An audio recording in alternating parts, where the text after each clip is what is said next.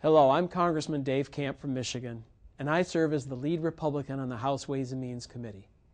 American families and small businesses are hurting, and Republicans know that we must act to help get our economy back on track. But we also know that we can't borrow and spend our way back to prosperity.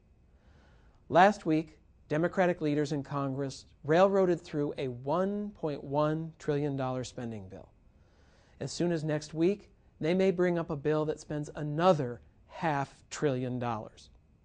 And that's on top of the $700 billion in TARP money and perhaps untold billions more we're spending to help banks and homeowners.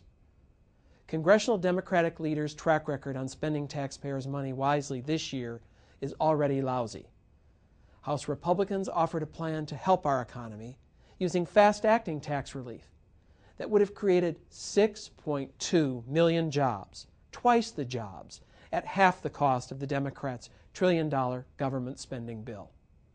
Instead, the Democrats' bill included money for electric golf carts, billions that could go to scandal-plagued groups like Acorn, and millions more just to renovate government office buildings.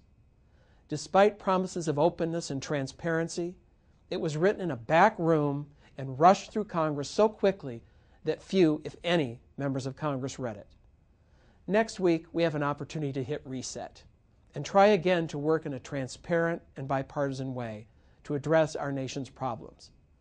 On Monday, members of Congress from both parties will join President Obama at the White House for a fiscal responsibility summit. Republicans and Democrats agree that the American people deserve a secure retirement, including affordable health care they can count on.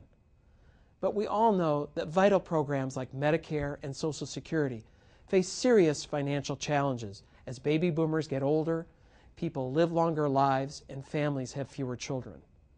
Republicans genuinely want to work with the President to solve these problems in a responsible way that does not burden our children and grandchildren with a mountain of debt. The summit next week is an important step, as is the budget outline the President will release at the end of the week. If he is serious about dealing with the tough issues and getting spending under control, his budget will show it. If we do not act, we doom the next generation to fewer and worse government services, drastic tax increases, and unprecedented debt.